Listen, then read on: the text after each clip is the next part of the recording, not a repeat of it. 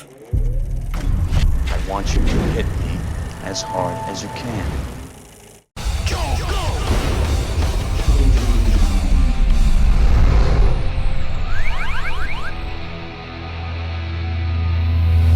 After the expected success of Age of Ultron, Marvel is looking to do it again this summer with Paul Rudd as Ant-Man. And even with all the hubbub over director Edgar Wright leaving the movie over creative differences, early reviews are suggesting that Marvel and Disney have another winner on its hands. But long before Ant-Man, Disney had another hit movie about a scientist dabbling in the realm of shrinking people back in 1989. Honey, I Shrunk the Kids, starring Rick Moranis as harebrained inventor Wayne Szalinski. This flick proved popular enough to give us a sequel 3 years later, as well as a ride at Disneyland and a TV series. But sadly, the Shrunk franchise came to a stop in 1997 with Honey, We Shrunk Ourselves, as this one not only went straight to video, but was also the last live-action movie Rick Moranis ever made before he decided to retire. Wow, was this flick really that bad to convince a legend like Rick Moranis to throw in the towel? Well, let's pull out our magnifying glasses and take a look, because you just can't get any worse than that last movie in the series.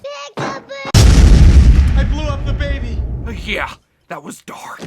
So in addition to Rick Moranis being the only cast member from the last two to return, this one is also notable as being directed by Dean Cundey, the legendary cinematographer behind John Carpenter's early movies, Jurassic Park, Who Framed Roger Rabbit, the list goes on. Oh, and it's also co-written by a certain Joel Hodgson, the creator and star of Mystery Science Theater 3000.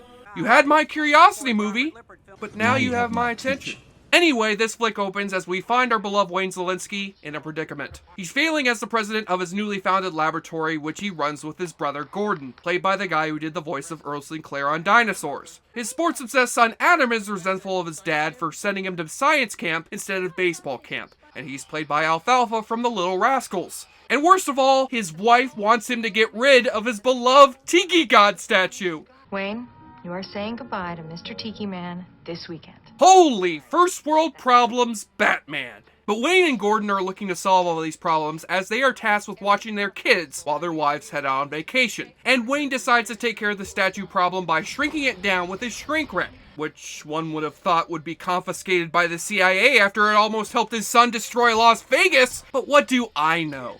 You were banned from using this by a joint committee of the FDA and your wife. But hijinks ensue. Both the guys and their wives get shrunk down to microscopic size, and this time it's the parents who have to seek the help of their kids in order to get back to normal size. Ho, call the Fresh Prince, because I just think some shit just got flipped turned upside down. Meanwhile, the kids, thinking their dads have gone out, decide to do all the things their parents would never let them do. As soon as the kids realize we're gone, they'll be very upset. Yeah, let's throw chips at each other. Throwing chips at each other is the best. 90s. Well, actually, they decide to make chili volcanoes, look at Adam's stash of magazines he hides from his dad. My dad found out I had this, he'd go ballistic. I didn't see this coming. Are we to presume his kid is whacking it to pictures of Michael Jordan? And throw a wild party, which attracts the attention of the neighborhood kids, including a young Mila Kunis. Quick, someone tell her that if someone offers her a script called Jupiter Ascending in the future, do not do it! And as the kids party it up, the parents try valiantly to reach their kids downstairs through a series of the miniature set pieces this franchise is known for. Riding a Hot Wheels car, flying in a bubble machine, fighting off a cockroach, etc. But sadly, they don't come close to the quality of the effects from the first two movies, seeing as they're dealing with a direct-to-video budget. In addition to seeing the boom mic enter the shot, you can clearly see the background effects are presented in the wrong ratio as well. But if you forgive the movie for its lack of stellar effects, the rest of the movie isn't that bad, I guess. I mean, its humor is straight up sitcom, and at a mere 75 minutes, it's a very underwhelming closer to the Shrunk franchise. But Rick Moranis is likable as always as Szalinski, and much like the other movies in the series, it has an adventurous get-up-and-go attitude, and love for science that rubs off on you. After all, this was from the era when us kids loved shows like Bill Nye and Beakman's World, and actually gave a shit about molecules and protons and ultrons and shit. So as a relic of its era, Honey, We Shrunk Ourselves is a harmless and quick watch, which could have definitely been a better sequel, but considering it's a direct-to-video Disney sequel, could have been a hell of a lot worse. Oh, and in case you were wondering what happened to Amy and Nick from the other two movies, well, that's easy. They both died of radiation-induced leukemia. Hey look, when you get involved in your dad's science experiments, you have to suffer the consequences. Honey, I Gave the Kids Leukemia. Where is that sequel? Well, since it's possible your kids may be swimming around in your Cheerios, it's best to play it safe and crack open a beer, so you can play the awfully good drinking game. Take a shot or drink every time. Wayne's tiki statue is either seen or brought up. Because you know what makes a great decoration for your house? Something that looks like it's constantly screaming in agony.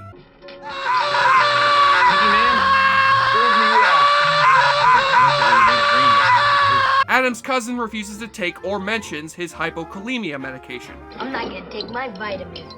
Because if there's any ultimate sign of rebellion toward your parents, it's refusing to take your life-saving medication. The paralysis could last 24 hours. You spot another use of product placement and suddenly become hungry for a bowl of Trix cereal and a can of Diet Coke, and followed up by a dose of medicine from Save On Drugs. But don't give me any medication for my potassium deficiency, because I'm burning! And take a double shot for the 2 times the parents encounter a huge bug. Do you have any kids? Silly me, you probably have hundreds. Yeah, that's cute. You do know that you guys being really tiny now means that Black Widow spider can now kill you with 1 bite? I thought so. Add them to the family plot! And on the nudity watch, well, come on. This is a Disney movie, so you ain't getting dick. Well, unless you count this. Hey, you know what I just realized? The brothers in this movie are named Wayne and Gordon. Bruce Wayne, Jim Gordon. I don't know, I just thought that was interesting. On the enjoyableness continuum scale from Gold to Bruce, Honey, We Shrunk Ourselves is significantly better than that other movie co-written by an MST3K cast member, sorry Bill Corbett, and shrinks down to a 6 out of 10. Quick, someone start a petition for Honey, I Gave the Kids Leukemia on change.org. The time is now. I'm Jesse Shea for JoeLo.com, and if you have any information on the disappearance of Rick Moranis, please call our toll-free hotline at 1-800-MORANIS. Again, that's 1-800... Oh, wait, I just found an article on him. It says he retired to take care of his kids after his wife died, records the occasional comedy album, and is happily living in Manhattan. Oh, well then, case closed. Joe Blow, he sure likes to drink a lot. Joe Blow watches movie like the hero man. Joe Blow. Hey everyone, Jesse Shade here from Awfully Good Movies. Thank you so much for watching. If you want to see me take on more good bad movies, click on any of the links you see here, or subscribe to see this show alongside all the great content that we offer here at JoeBlow.com. And remember, hey everyone, Jesse Shade here from Awfully Good Movies. Thank you so much for watching. If you